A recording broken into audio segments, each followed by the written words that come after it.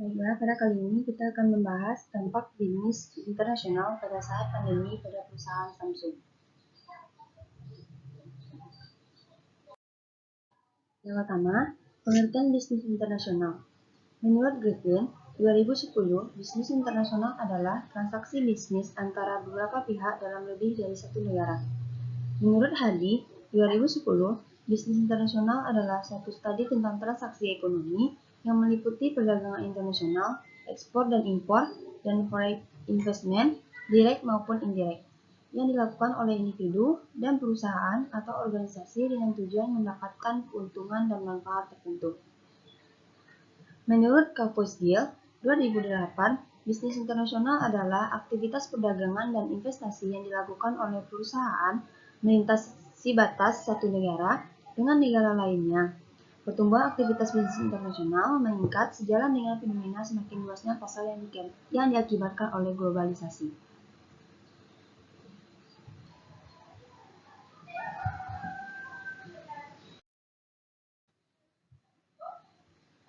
Dua bentuk aktivitas dalam bisnis internasional. Pertama, ekspor. Menjual produk-produk yang dibuat di dalam negeri untuk dijual kembali ke negara-negara lain. Kegiatan ekspor ini dapat dikategorikan menjadi ekspor insidental, yaitu terjadi karena adanya kedatangan orang asing di dalam negeri, kemudian orang asing ini memberi barang-barang dan kemudian dikirimkan ke negara orang asing tersebut. Dan ekspor aktif, yaitu hubungan bisnis yang rutin dan kontinu dan transaksi tersebut makin lama akan semakin aktif. Kemudian impor. Impor adalah membeli produk-produk yang dibuat negara lain untuk digunakan atau dijual kembali ke dalam negeri. Kemudian ada lisensi. Lisensi adalah kesepakatan kontrak di mana suatu perusahaan di suatu negara memberikan lisensi penggunaan hak kekayaan intelektualnya seperti paten, merek dagang, nama merek, hak cipta, atau rahasia dagang kepada perusahaan di negara kedua dengan mendapatkan pembayaran royalti. Kemudian waralaba. Waralaba adalah suatu bentuk khusus lisensi terjadi apabila suatu perusahaan di suatu negara memberikan wewenang kepada suatu perusahaan di negara kedua untuk menggunakan sistem pengoperasian dan juga nama merek, merek dagang, dan logo dengan mendapatkan pembayaran royalti. Kemudian kontrak manajemen. Kontrak manajemen adalah kesepakatan di mana suatu perusahaan di suatu negara setuju untuk mengoperasikan fasilitas atau memberikan jasa manajemen lainnya kepada perusahaan di negara lain dengan mendapatkan imbalan yang telah disepakati.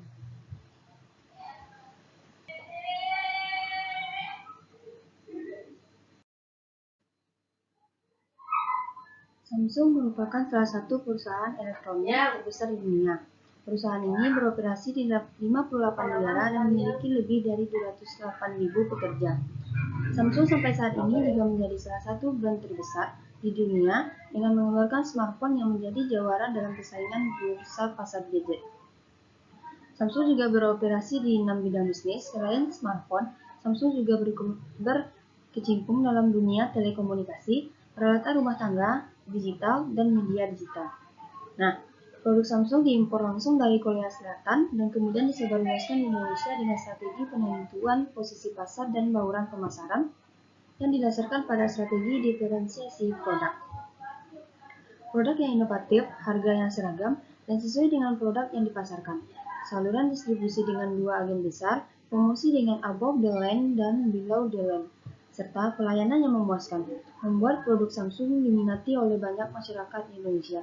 Hal ini dibuktikan dengan meningkatnya penjualan produk Samsung dari tahun ke tahun. Namun, pada saat pandemi COVID-19, Samsung mengalami beberapa dampak. Yang pertama yaitunya, ketika pandemi terjadi, permintaan pasar akan handphone dan laptop sangat meningkat karena kegiatan pembelajaran dilakukan secara daring, sedangkan akses impor mengenai perangkat atau chip terhalang karena adanya masa pembatasan kegiatan. Yang kedua yaitunya, tumbuh dan berkembangnya perusahaan-perusahaan baru yang menjual dan menciptakan alat elektronik dengan harga yang murah mengakibatkan perusahaan sekelas Samsung agak kesulitan dalam melakukan penjualan, akibatnya munculnya merek-merek handphone baru yang lebih murah dan terjangkau. Yang ketiga yaitunya, perusahaan Samsung sebagai perusahaan yang menawarkan barang elektronik mendapatkan dampak dari COVID-19 Perkiraan Samsung, labanya akan meningkat sebesar 23%. Selain itu, Samsung memperkirakan laba operasi mencapai 8,1 triliun won atau USD 6,8 miliar, setara dengan 95 triliun dalam rupiah Indonesia. Dalam 3 bulan terakhir, pada Juni 2020, hal tersebut berarti perusahaan Samsung mampu menopang dampak dari pandemi COVID-19. Kenaikan laba ini ditopang dengan kenaikan permintaan chip yang cukup drastis. Naiknya permintaan chip komputer didorong oleh pusat data yang memerlukan tambahan chip karena melonjaknya aktivitas online, peningkatan permintaan chip karena penerapan WFA, yang mana orang membutuhkan komputer dan fasilitas yang mencukupi. Harga chip mengalami kenaikan seiring dengan meningkatnya jumlah permintaan.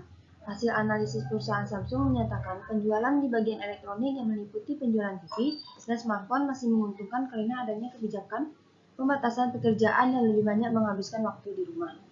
D. Dengan adanya globalisasi menjadi tantangan tersendiri bagi perusahaan Samsung. Globalisasi yang mentiadakan batasan ruang dan waktu antar negara membuat Samsung mudah memasarkan globalisasi. Mudahnya terciptanya kompetitor baru dan membuatnya kompetitor lama dalam bersaing. Hal ini membuat Samsung harus lebih giat lagi menginovasi produknya. Di tengah pandemi COVID-19 yang menyebar hampir seluruh dunia membuat Samsung mendapatkan profit yang meningkat. Hal ini disebabkan karena penerapan kebijakan work from home di banyak negara yang pelaksanaannya dilakukan secara online, membuat permintaan akan chip komputer meningkat dan beberapa produk elektronik juga ikut meningkat permintaannya. Seperti yang dijelaskan di atas, bisnis internasional adalah bisnis yang dijalankan antar negara ketika COVID-19 mewabah, termasuk pada perusahaan Samsung, karena barang-barang yang diproduksi Samsung sudah mendunia di seluruh negara-negara yang ada di dunia ini.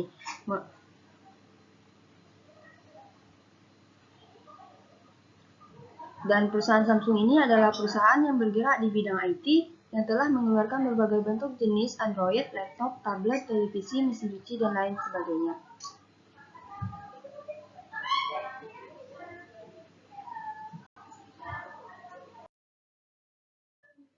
Sekian, PPT ini disusun oleh Ananta Aprilia, Valencia Marta, Ilham Fitriadi, dan Albika Silva.